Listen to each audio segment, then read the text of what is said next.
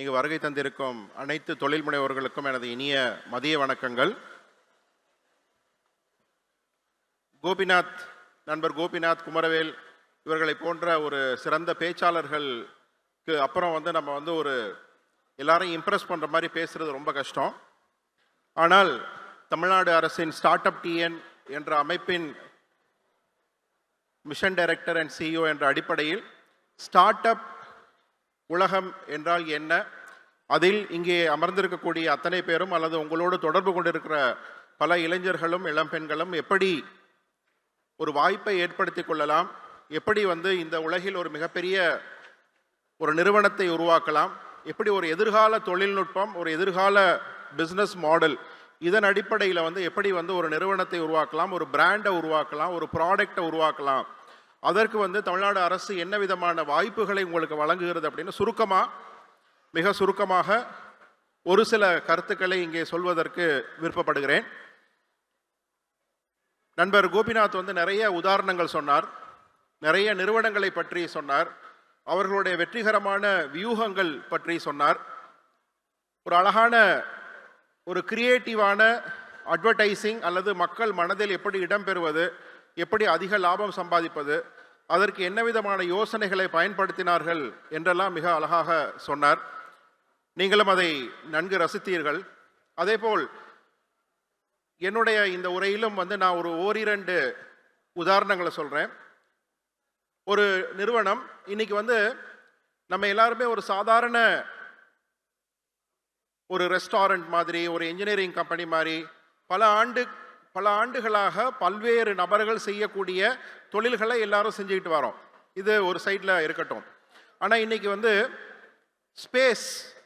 Space டெக்கில் ஒரு நிறுவனம் ஒரு நிறுவனம் இல்லை, பல நிறுவனங்கள் இன்னைக்கு வந்திருக்கு. அதாவது ஒரு சில ஆண்டுகளுக்கு முன்னால் அமெரிக்காவில் நாசா, இந்தியாவில் இஸ்ரோ, இந்த மாதிரி அரசு சார்ந்த நிறுவனங்கள் மட்டுமே விண்வெளி துறையில் ஆதிக்கம் செலுத்திய ஆராய்ச்சிகளை நடத்திய ஒரு காலகட்டம் இருந்தது. அரசனுடைய கட்டுப்பாடுகள் அப்படி இருந்தது.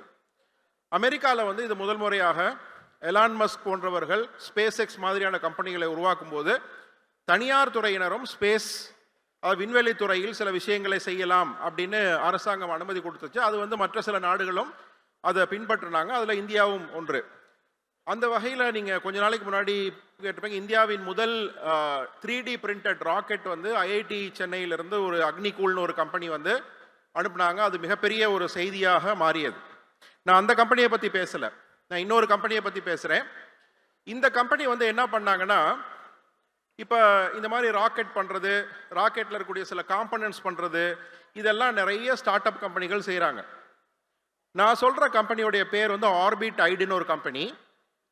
இவங்க இப்போ நிறைய நீங்கள் கொஞ்சம் விண்வெளி துறையை பற்றி கொஞ்சம் படிச்சிருந்தீங்கன்னா, அல்லது இதுக்கு ஒரு பெரிய ராக்கெட் சயின்ஸ் அந்த மாதிரியான நாலேஜ் எல்லாம் நமக்கு தேவையில்லை. நிறைய செயற்கை கோள்கள், அது காலநிலை மாற்றத்தை பார்க்குறதா இருக்கலாம், அல்லது மேப் பண்ணுற இந்த கூகுள் மேப் மாதிரி மேப்பை அசஸ் பண்ணுறதா இருக்கலாம். இன்னும் பல்வேறு காரணங்களுக்காக நிறைய சேட்டலைட்ஸ் இன்னைக்கு விண்வெளியில் ஸ்பேஸில் இயங்குது. நூற்றுக்கணக்கான ஆயிரக்கணக்கான ராக்கெட்டுகள் பல ஆண்டுகளாக இயங்கிக் கொண்டே இருக்கிறது. இதற்கு ஒரு லைஃப் டைம் இருக்குது. அதில் இருக்கக்கூடிய அந்த எனர்ஜி, பேட்டரி, இந்த மாதிரிலாம் பொறுத்து அதுக்கு ஒரு லைஃப் டைம் இருக்குது. அந்த லைட்டுக்கு அப்புறம் அந்த லைஃப் டைம் முடிஞ்சதுக்கப்புறம் அது ஒரு ஸ்பேஸ் டெப்ரின்னு சொல்லுவாங்க. டெப்ரினா ஒரு ஆகாய குப்பை. ஆகாயத்தில் அது குப்பையாக உழவிக்கிட்டே இருக்கும். நம்ம நம்மளுடைய எல்லைக்கு, பூமியின் எல்லைக்கு அப்பால் இருக்கிறதுனால நமக்கு அதனுடைய பிரச்சனைகள் தெரிவதில்லை. இந்த குப்பையே மிக பெரிய அளவில் இருக்குது அப்படிங்கிறது ஒரு ஆராய்ச்சி கண்ணோட்டம். அப்போது இந்த குப்பையை உருவாக்காம ஒரு சேட்டலைட்டுக்கு ஒரு 10 ஆண்டுகள் தான் லைஃப் அப்படின்னா, அந்த லைஃபை எப்படி நீட்டிக்கிறது? இங்கே இருந்து இன்னொரு ஒரு ஒரு ஒரு ஒரு ஒரு ஒரு செயற்கைக்கோளோ, ஒரு வெஹிக்கிள், ஒரு வாகனம் வச்சுக்கோங்களேன், ஒரு ஸ்பேஸ் வாகனம், ஒரு வெஹிக்கிள், இந்த வெஹிக்கிள் வழியாக போயிட்டு அந்த நடக்கிற அங்கே உள்ள அந்த ஒரு லைஃப் டைம் முடிய போகிற ஒரு சேட்டலைட்டில் அதுக்கான ஒரு பேட்டரியோ, அதுக்கான ஒரு எனர்ஜி சோர்ஸையோ ஃபிக்ஸ் பண்ணணும். ஆன் ஆர்பிட் ஸ்பேஸில் போய் ஒரு எனர்ஜி சோர்ஸை ஃபிக்ஸ் பண்ணணும். இதை யோசிச்சு பாருங்க, நம்ம நினைச்சு பார்க்கறதுக்கே ஒரு மிக பிரமிப்பான ஒரு விஷயமா இருக்கும்.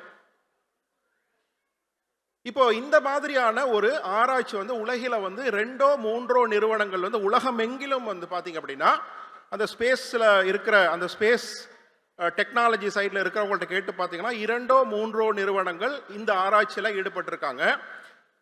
நிறைய பேர் ஈடுபட்டாங்க. ஆனால் ஒரு 2 3 நிறுவனங்கள் தான் இதில் வந்து ஓரளவு வெற்றிகரமாக அடுத்தடுத்த கட்டங்களை நோக்கி நகர்ந்துகிட்டு இருக்காங்க. 2 விஷயத்தை வந்து இந்த மாதிரி நிறுவனங்கள் பார்க்குறாங்க. ஒன்று, இந்த மாதிரி ஆயுள் காலம் முடியக்கூடிய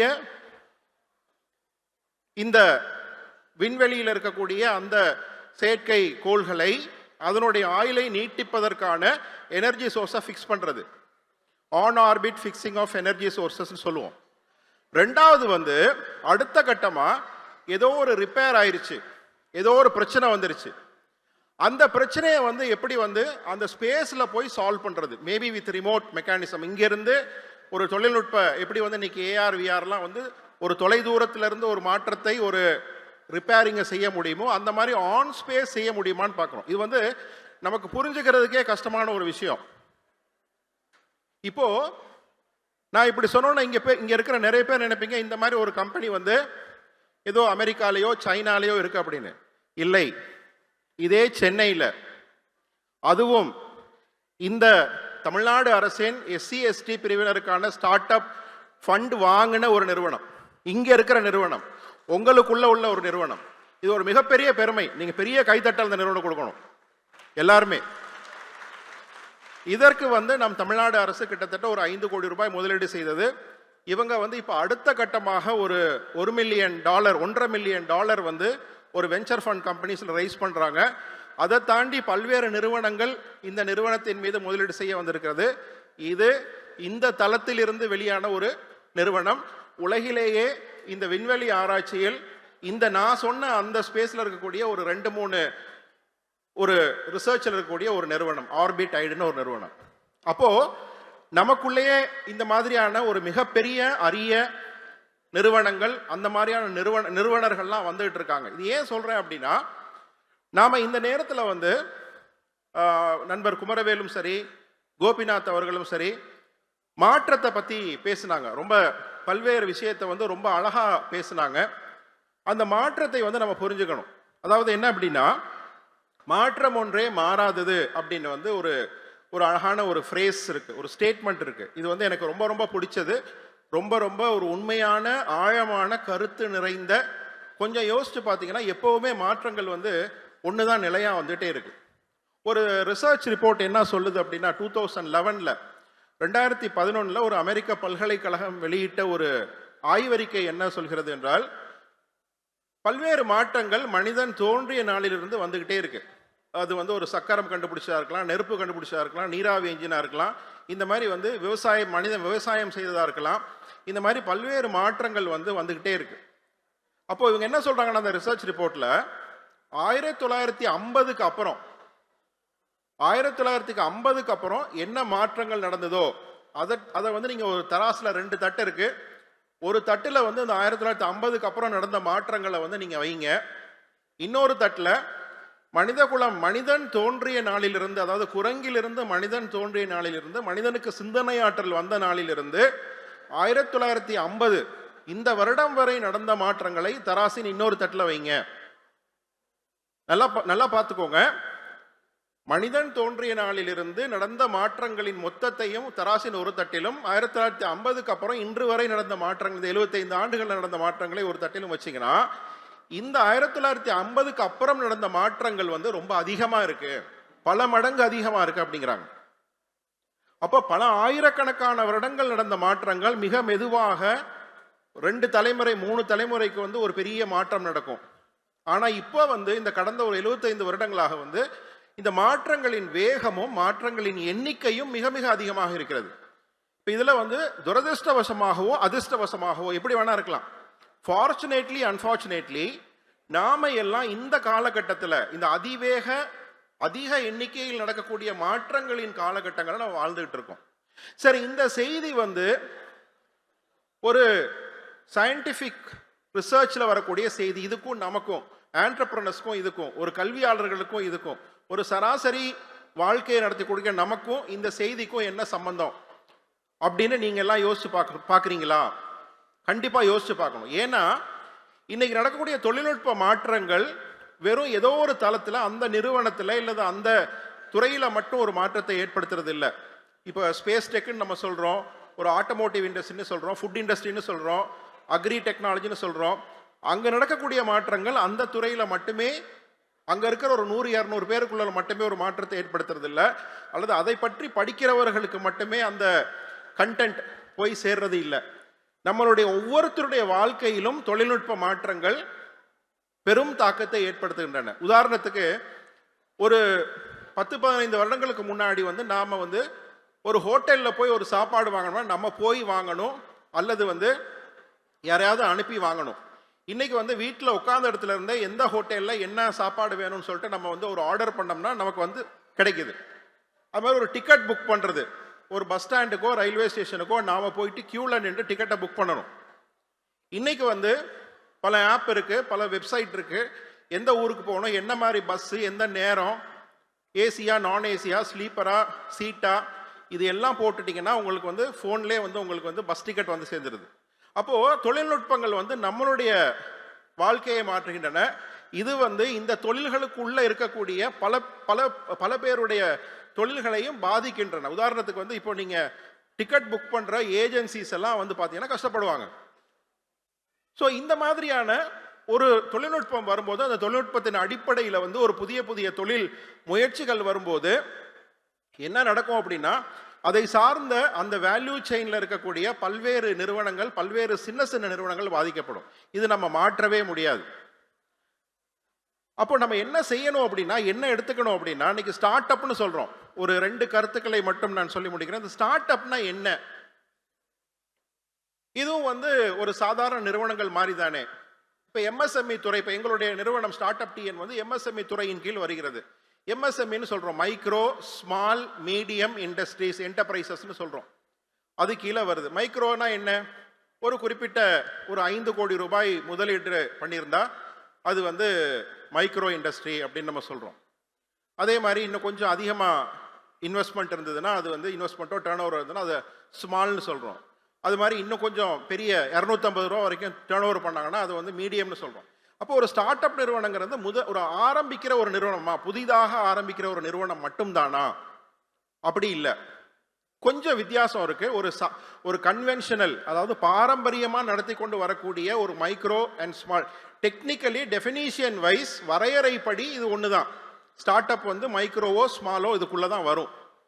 அரசாங்கத்தின் வரையறைப்படி இவ்வளவு முதலீடு பண்றீங்கன்னா நீங்க மைக்ரோ, இவ்வளவு முதலீடு பண்ணீங்கன்னா நீங்க ஸ்மால், இவ்வளவு டர்ன் ஓவர் பண்ணீங்கன்னா நீங்க மைக்ரோ, இவ்வளவு டர்ன் ஓவர் பண்ணீங்கன்னா நீங்க ஸ்மால். ஓகே. ஆனால் தன்மையில, அந்த நேச்சர் ஆஃப் கம்பெனியில உங்களுக்கு பெரிய வேறுபாடுகள் இருக்கு.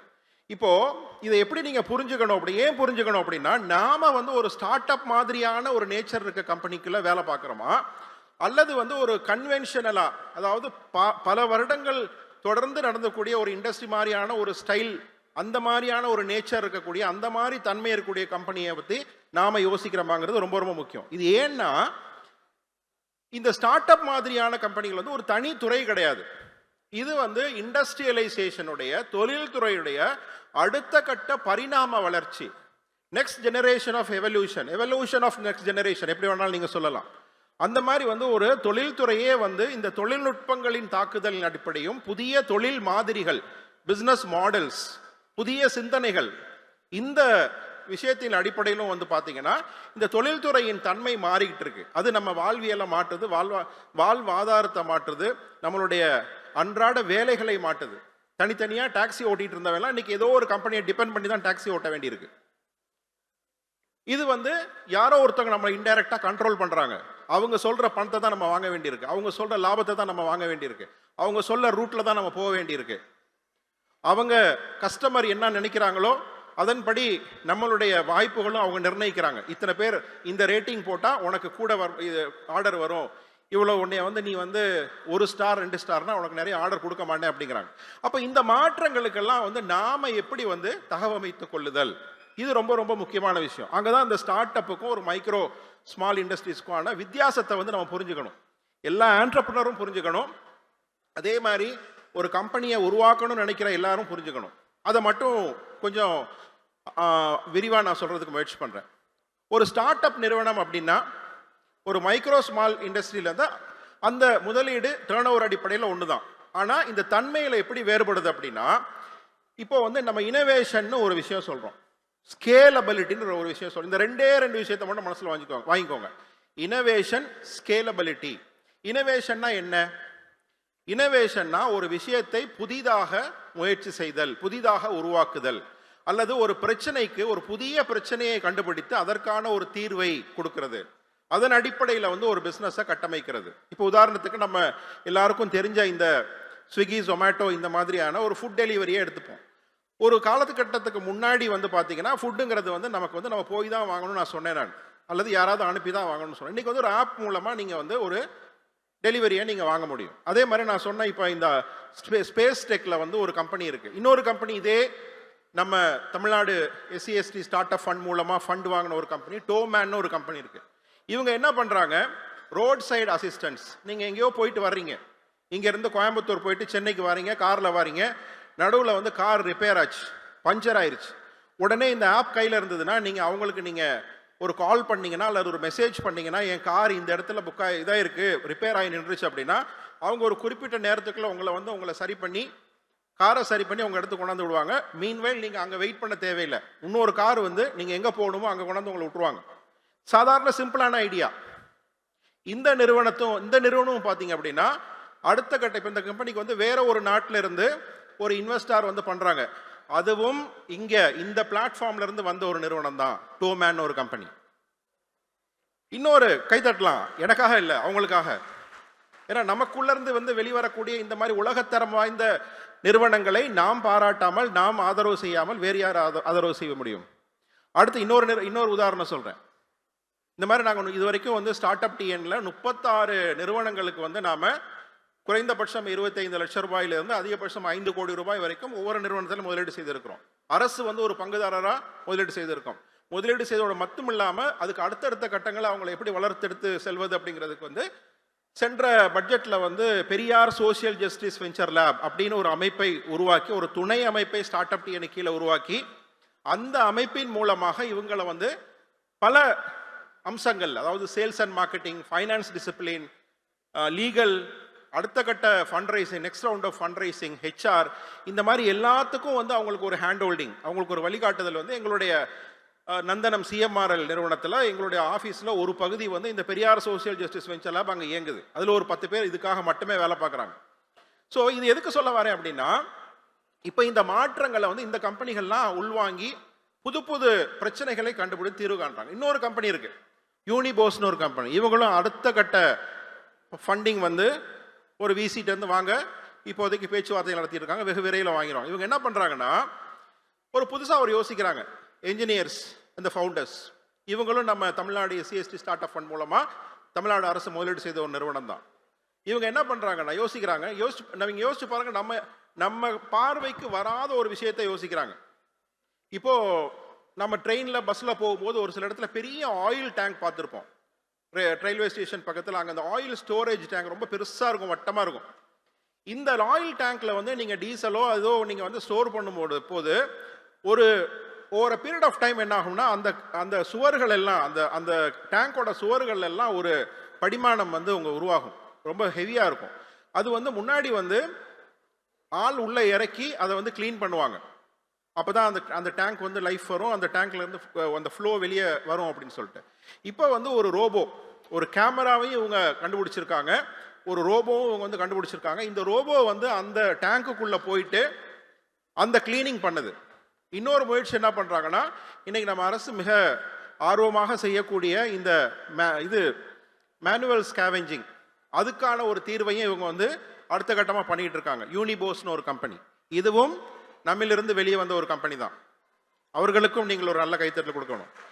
இந்த மாதிரி நான் 36 கதைகளையும் நான் வேற மாதிரி சொல்லலாம். இந்த 3 நிறுவனங்கள் மட்டும் ஏன் எடுத்து சொல்கிறேன் அப்படின்னா, இவங்க 3 நிறுவனங்களும் நம்ம முதலீட்டை தாண்டி, அரசு முதலீட்டை தாண்டி அடுத்து தனியார் முதலீடு, தனியார்கள் வந்து இது ஒரு வேர்ல்ட் கிளாஸ் கம்பெனி, உலகத்தரம் வாய்ந்த கம்பெனி, இவர்கள் செய்யக்கூடிய வேலை வந்து உலகத்தரமான வேலை அப்படின்னு வந்து முடிவு பண்ணி அடுத்த ஆனால் அவங்க வந்து நம்ம வந்து ஏதோ ஒரு ஸ்கீமில் இன்வெஸ்ட் பண்ணலாம். ஆனால் அந்த முதலீட்டாளர்கள் இந்த தொழில்நுட்பத்தையும் இவர்களுடைய இந்த நிறுவனர்களுடைய தகுதியையும் இந்த பொருட்களுக்கான உலக சந்தையையும் பார்த்து முதலீடு பண்றாங்க. ஸோ அந்த மாதிரி ஒரு மாற்றத்தை வந்து நமது அரசு இங்கே செய்து கொண்டிருக்கிறது. அந்த மாற்றங்களிலிருந்து பல்வேறு ஆண்டர்பிரினர்ஸ் வந்து வெளியே வந்துட்டு இருக்காங்க. ஸோ நான் coming back to my point, இந்த உதாரணங்கள்லாம் எதுக்கு சொல்றேன் அப்படின்னா, இப்போ ஒரு ஸ்டார்ட் அப் நிறுவனம் அப்படின்னா நீங்க வந்து அந்த ஒரு புத்தாக்கம் இருக்கணும். ஒரு புதிய விஷயத்தை யோசிக்கிறாங்க, ஒரு புதிய பிரச்சனையை யோசிக்கிறாங்க. இதுவரையும் யாரும் அதில் இறங்காத விஷயத்தை யோசிக்கிறாங்க. அந்த மாதிரி நாம யோசிக்க ஆரம்பிக்கணும். எல்லாரும் பண்ற விஷயத்தை நம்ம காப்பி பண்ணோம் அப்படின்னா, டெம்ப்ளேட்னு சொல்லுவோம். டெம்ப்ளேட்னா ஒரு மாதிரி இருக்கும், ஒரு வடிவம் இருக்கும், உங்களுக்கு ஒரு ஸ்ட்ரக்சர் இருக்கும். இப்போ ஒரு வெஜிடேரியன் ரெஸ்டாரண்ட்னு வச்சுப்போம், அல்லது ஒரு பிரியாணி கடைன்னு வச்சுப்போம். அந்த ரெசிபி ஒரு நல்ல பிரியாணி செய்யக்கூடிய எல்லாருமே வந்து இன்னும் கொஞ்சம் பெட்டரான ஒரு டேஸ்ட்டு, இன்னும் ஒரு பெட்டரான ஒரு பேக்கேஜிங், ஒரு பெட்டரான ஒரு இடம் அந்த கடை, இதே மாதிரி இன்னொரு தெருவுலையோ இன்னொரு ஊர்லேயோ நம்ம போட்டோம் அப்படின்னா நம்மளும் ஒரு பிரியாணி கடை ஆரம்பிச்சிட்டோம்னு அர்த்தம். அல்லது ஒரு இன்ஜினியரிங் கம்பெனி, ஒரு லேத் பட்டறை எங்கேயோ இருக்குது, அதே மாதிரி வந்து நம்மளும் ஒரு 4 மிஷினை வாங்கி போட்டு நாமளும் வெல்டிங் பண்ணுறோம் அப்படின்னு போடலாம். இது மாதிரி நூற்றுக்கணக்கான ஆயிரக்கணக்கான கம்பெனிகள் இயங்கி கொண்டே இருக்கின்றன. அப்போ அந்த ஒரு பெரிய காம்படிட்டிவ் ஸ்பேஸில் ஒரு கஸ்டமருக்கு வந்து நிறைய வாய்ப்பு இருக்குது. நான் இங்கே போகலாம், இங்கே போகலாம், இங்கே போகலாம், இங்கே போகலாம் அப்படிங்கும்போது நீங்கள் வந்து ஒரு 1000 பேர் 1,00,000 பேரோட நீங்கள் போட்டி போட வேண்டிய ஒரு சூழல் வரும். அப்போ இதெல்லாம் தான் எம்எஸ்எம்இன்னு சொல்கிறோம். ஒரு ஸ்டார்ட் அப்னா வேற ஒன்றும் இல்லை, அவங்களிருந்து மாறுபட்டு நான் புதுசாக என்ன செய்கிறேன் அப்படிங்கும்போது நீங்கள் ஒரு விஷயத்தை கண்டுபிடிக்கணும். இல்லை, உதாரணத்துக்கு நான் சொன்ன இந்த ராக்கெட் கம்பெனியோ, ஆர்பிட்ங்கிற இந்த ராக்கெட் ஸ்பேஸில் இருக்கக்கூடிய கம்பெனியோ, அல்லது வந்து இந்த ஆர்பிட் யூனிபோஸ்ங்கிற கம்பெனியோ எல்லாராலையும் செய்ய முடியாது. பட் இதே டோமேன் மாதிரியான கம்பெனி செய்ய வேண்டியது எல்லாராலையும் செய்ய முடியும். இது வெறும் ப்ராடக்டை மட்டும் கிடையாது. இப்போ இந்த மண்வாசனைன்னு ஒரு நிறுவனத்தை நம்ம இங்கே அறிமுகப்படுத்தணும். அவங்க என்ன பண்ணுறாங்க, ஒரு சாதாரண மில்லட் பேஸ்ட் ப்ராடக்டை தான் உருவாக்குறாங்க. அந்த மில்லட்லேருந்து எப்படி வந்து ஒரு வித்தியாசமான உணவுப் பொருட்களை ஒரு நல்லா பேக்கேஜ் பண்ணி அந்த மார்க்கெட்டிங் மெத்தடாலஜியை எப்படி எஃபெக்டிவாக கொண்டு போகிறதுன்னு பார்க்குறோம். D2Cன்னு சொல்கிறோம், டைரக்ட் டு கன்சியூமர். நேரடியாக நம்மில், அதாவது ஒரு ஸ்டோரில் போயிட்டு டீலர், டிஸ்ட்ரிபியூட்டர், ஷோரூம் அப்படியெல்லாம் போகாமல் ப்ரொடக்ஷன் பண்ணுறவங்களே வந்து நேரடியாக ஆன்லைன் சேல்ஸ் மூலமாக எப்படி வந்து அவங்க விற்க முடியும்னு பார்க்குறோம். ஸோ இந்த மாதிரியான ஒரு முயற்சிகளை நம்ம எடுத்துகிட்டு இருக்கோம். இதை மாதிரியான ஒரு மனோபக்குவத்துக்குள்ளேயும் ஒரு மனோபாங்குக்குள்ளேயும் நீங்கள் போகணும் அப்படிங்கிறது தான் எனது தாழ்மையான வேண்டுகோள்.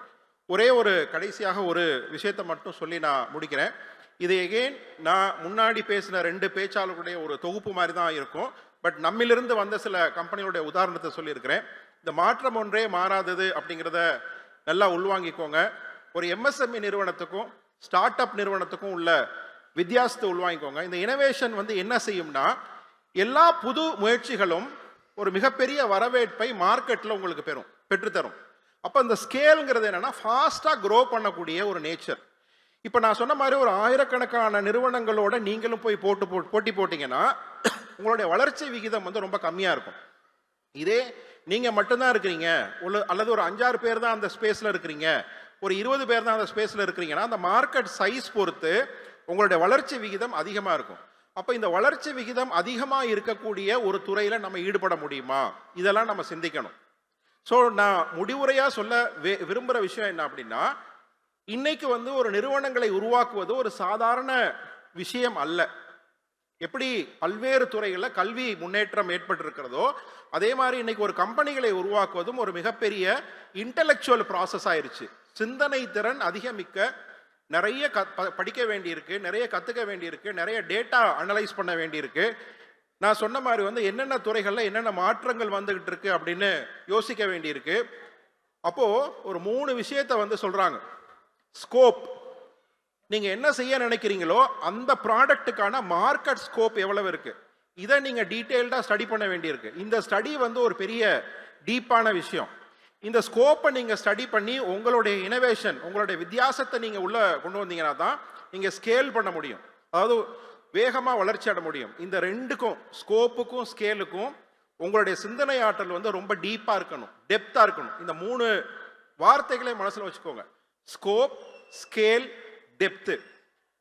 இது பற்றி நிறைய கருத்துக்கள், நிறைய வீடியோஸு இதெல்லாம் வந்து நெட்டில் இருக்குது. ஸ்கேல்னு போட்டு பாருங்கள், ஸ்கோப்னு போட்டு பாருங்கள், deeper thinking about building a business மாடல்னு போட்டு பாருங்கள்.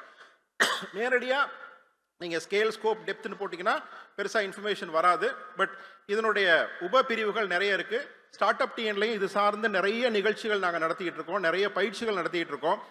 ஆக நீங்கள் எடுத்துக்க வேண்டிய மிகப்பெரிய டேக்அவே என்னன்னா, இந்த மாற்றத்துக்கு ஏற்ப நம்மை தகவமைத்துக் கொள்ள வேண்டும். நாம் உருவாக்கும் நிறுவனங்கள் இந்த மாற்றத்துக்கு ஏற்ப தகவமைக்கப்பட்டிருக்க வேண்டும். அப்படி இல்லைன்னா நாம் வெகு விரைவாகவே இந்த காம்படிட்டிவ் வேர்ல்டில் நம்ம அடிபட்டு போவோம். அப்படிங்கிறது தான் ரொம்ப முக்கியமான ஒரு விஷயம். அப்போது இந்த மாற்றத்தை நாம் எந்த அளவுக்கு உள்வாங்கிக்கிறோம். ஏன்னா மாற்றத்தை உள்வாங்கி தன்னை தகவமைத்துக் கொள்ளாத எந்த சமூகமும் முன்னேறியதாக சரித்திரம் இல்லை, சமூகம் மற்றும் இல்லை, தனி மனிதனும் கூட. ஸோ பல காலமாக கல்வி மறுக்கப்பட்டதால் நம்மளுடைய தலைமுறையே பார்த்தீங்கன்னா பல தலைமுறை முன்னாடிய தலைமுறையில் பின்தங்கி போனார்கள். இன்றைக்கு கல்வி வாய்ப்புகள் இருக்கனால முன்னேறி கொண்டிருக்கிறார்கள். அதே மாதிரி தான் தொழில்துறையிலையும். இது ஒரு சமூகத்துக்கான ஒரு கருத்து மட்டுமல்ல, பொதுவாகவே நான் சொல்கிறேன். அப்போ இந்த மாற்றத்தை நாம் தனி மனிதர்களாக உள்வாங்கிக் கொள்ள வேண்டும். அது ரொம்ப ரொம்ப முக்கியமான ஒரு விஷயம். ஸ்டார்ட் அப்னா இவ்வளவுதான். ஸோ ஒரு எம்எஸ்எம்இ அந்த மனநிலையில் இருந்து எல்லாரும் செய்யக்கூடிய ஒரு விஷயத்தை காப்பி பண்ணி பண்ணணும் அப்படிங்கிற மனநிலையில் இருந்து புதுசாக என்ன செய்ய போகிறோம், புதுசாக நாம் என்ன பொருட்களை உருவாக்க போகிறோம், என்ன மாதிரியான நிறுவனங்களை உருவாக்க போகிறோம் அப்படிங்கிற சிந்தனையில் போகணும். அந்த சிந்தனைக்கு இன்று அரசு எல்லா உதவிகளையும் செய்வதற்கு காத்திருக்கிறது. பல்வேறு திட்டங்கள் இருக்கிறது. அதில் ஒரு திட்டம் தான் இந்த TNSEST ஸ்டார்ட் அப் ஃபண்ட்.